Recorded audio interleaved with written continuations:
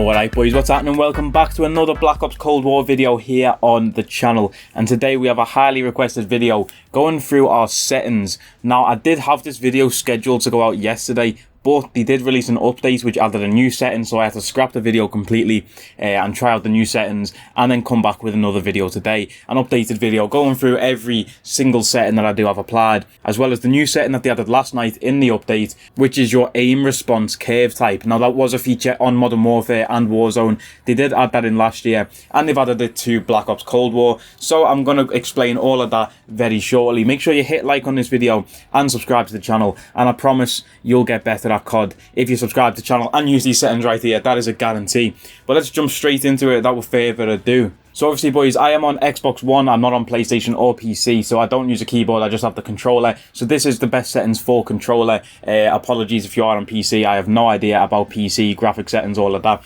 But jumping straight into it, so our stick sensitivity we have on 6.6 for horizontal and for vertical.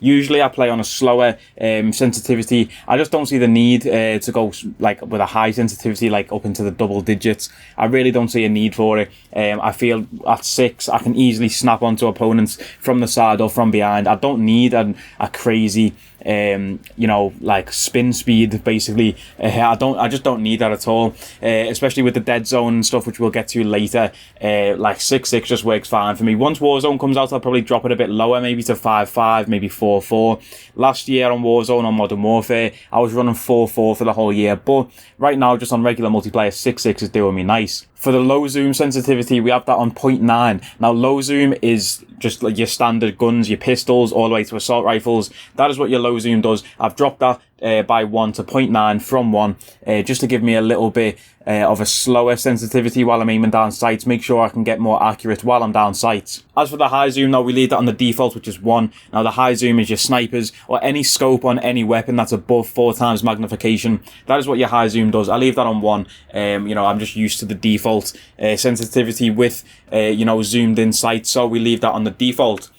As for the button layout, boys, this is a huge one right here. I play on tactical. This is one of the most popular button layouts in Call of Duty. You know, I've been using this for years. So if you've never used tactical, definitely try it out. It will improve your game, you know, compared to the default. Basically, the only thing that changes compared to the default is your melee button and your crouch button switches. So as you can see there from the image, my crouch / prone / slide button is actually the right analog stick. So I click that in to go crouch, prone or slide. And my melee button then becomes the B or circle on PlayStation. So that is your melee attack there. Them buttons flip and that's it. It helps with slide cancelling, you know, sliding into gunfights, stuff like that. I slide into pretty much every gunfight, and from Warzone I've picked up slide cancelling as just a default movement basically in my like movement patterns throughout the game. So having that button as the right analog stick helps so much, because you know your thumb is constantly on the right analog stick to aim and stuff, so all you've got to do is click it in and it just speeds up your gameplay so much. I leave the triggers as they are. I know a lot of PlayStation people like to flip it and use the bumpers, but I just like having the triggers, you know. I leave that right there.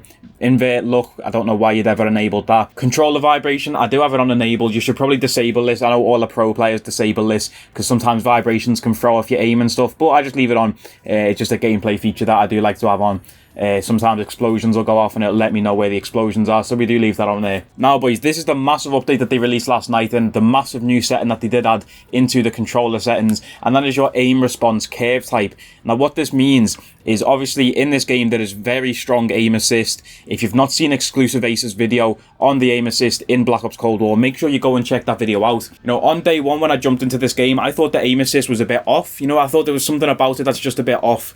I thought there was like too little aim assist. It felt like I couldn't really like keep my aim on an opponent. But then after watching Exclusive Ace's video, I realized there's too much aim assist and it's actually like a magnet, and obviously when two magnets are too strong they repel each other, and that's pretty much what it's like the circle around opponents for where your aim assist locks onto is ridiculous in this game. So adding aim response curve type is a massive thing, because aim response curve type is how your right analog stick movement reacts to the aim assist and how those two interact with each other. Now, the default setting for this is standard, but I would definitely recommend trying out linear or dynamic. I'd recommend linear for the more beginner players, you know, people who are getting used to, you know, this new setting. Maybe if you've never tried it out before, try out changing it. Basically what linear does is it just matches your like stick movement to your aim and the aim assist. So if you put, say, 10% input into the right analog stick, then you're going to get 10% movement on the screen. But for the more advanced players, I'd recommend definitely trying out the dynamic aim response curve type. This is what I've used all of last year through Modern Warfare and Warzone. And this is, as you can see by the description, a reverse S curve mapping for the fine aim rate control, faster initial response that smooths out with a higher stick deflection. So basically what this means is if you're like a cracked player who just like to run around, mad movement, sliding everywhere, you know, SMG players especially, like with this game, with the MP5, how good that is. They did nerf it, but it's still a very good weapon. You know, if you're just running around the map, spinning around, locking onto opponents left, right and centre, you definitely want to try out dynamic aim, because what it does is that initial movement on the right analog stick will be like a bigger movement compared to linear or standard. So like say you're getting shot from the side and you need to snap onto that guy dead quick and move around. Dynamic is definitely the way forward. But with the reverse S map, basically as you get into those medium to long range gunfights and you start moving the right analog stick more, it's going to slow down your aim and just help you be more accurate at those ranges. So definitely give this a go. Try out linear, try out dynamic, see what works for you, and let me know in the comments what you did end up going with, and let me know if it does help you. And it definitely should, boys. Honestly, this will level up your game massively. As for the gameplay settings though, I have aim assist obviously turned on. You don't want to turn off aim assist, especially playing on console. It does help massively. For the airborne mantle behaviour, I have that on manual. That means I've just got a mantle by pressing the jump button. Obviously sometimes you're in gunfights and stuff like that, and you might try and jump shots, but then your character will end up hurdling over something, mantling over something, and then you'll end up getting killed. So that just helps prevent that right there. And the same with this grounded mantle behaviour being on press. Aim down sight behaviour, hold, obviously steady aim, hold. Armour behaviour, I haven't touched that because that is for the fire team game mode and Warzone, but Warzone isn't out yet, so I've just not touched that because I don't play fire team. Same with attack vehicle control mode. And now, boys, another new addition in Black Ops Cold War is the left and right stick minimum and maximum input threshold. This is basically the dead zone from last year. So if you don't know what this is going on about, okay, it looks quite intimidating because obviously you've got the minimum and the maximum. There's a lot of numbers to deal with. I think the default for the minimum input is 10, but you definitely want to drop that down as low as you can. Maybe to 5, even 2. Just try it out. This is basically your dead zone from last year. You know, it's how much of the right analog stick and the left analog stick you have to move for it to register as an input in the game. Having a lower threshold can help increase your accuracy, because those little movements that you need to do to increase your accuracy by those fine amounts, it will allow that if you drop the number lower. But it also counters stick drift the same way deadzone does. Now, if you've got a better controller like I do, my controller's like 2 or 3 years old, you know, you definitely need to like up it a little bit. I tried playing on like 4 and then put it up to 5, but I was still experiencing a bit of stick drift.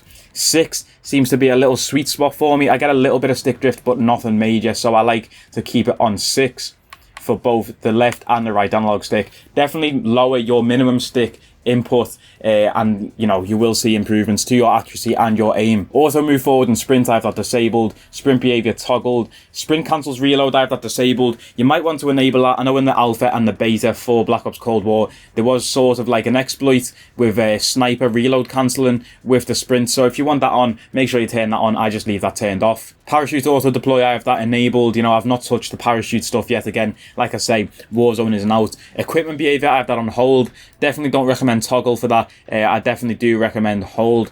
For the interact/reload behavior, I have that on tap to reload. Now, this is just a regular, you know, multiplayer experience. You tap X or square once to reload your weapon. This is the same as contextual tap from last year in Warzone, if you remember that. Once Warzone does come out, I do recommend changing this setting right here to tap to interact. But right now, while I'm just playing multiplayer, I leave it on tap to reload. As for the graphics settings, boys, you know, obviously I am on console, so there isn't much to go off here. I don't have colorblind mode on. Brightness is just a preference thing. I have mine up on 70. Split screen orientation horizontal. My field of view, though, this is a huge thing right here. For the first time ever in Call of Duty, all platforms have a field of view setting that is console, Xbox, PS, as well as PC. Of course, PC have had this setting for quite a while. The default field of view on console is 80. Now, once you bump that up to say 100 or 90, just anywhere above 80, and then try and put it back down to 80, you just wonder to yourself, how did I ever play on 80 field of view? It's ridiculous. The amount of screen and stuff on the map that you can see with a higher field of view is just crazy compared to that default of 80. So definitely increase your field of view. And once Warzone comes out, I can see myself putting this even higher, but I stay on 100. I do like 100. Now the ADS field of view, this is a massive setting as well. You can have it on affected, which means like whatever your field of view is, when you aim down the sights, it'll look like sort of similar to your field of view once you aim down sights, or on independent, which will be your regular aim down sight zoom if you didn't touch a field of view. I have mine on independent. I know a lot of people use affected because it looks like it reduces recoil, but that is only a visual thing because you are more zoomed out from your weapon, so it looks like there's not that much recoil. But I like having it on independent. You know, when I aim down my sights, I want that regular field of view while I'm aiming down sights, so that is why I have that on independent. But you can try both out and see which you like the best. Motion blur, again, this is a massive one to disable. Make sure you disable this, especially for multiplayer. In the campaign you might want to leave it on, you know, it's a bit more cinematic, but for straight up gameplay, competitive gameplay, turn motion blur off. As you can see by the pictures, when you move around, the screen goes blurry as if you're running in real life, but if you're running around and stuff and there's motion blur on, you might not spot an enemy because it's all blurry, so you definitely don't want that to happen. So make sure you turn off motion blur. As for the audio, boys, I haven't changed much here. Just make sure you have your master volume on 100, your sound effects volume on 100, that's like stuff like your footsteps, all of that, so make sure that's on 100.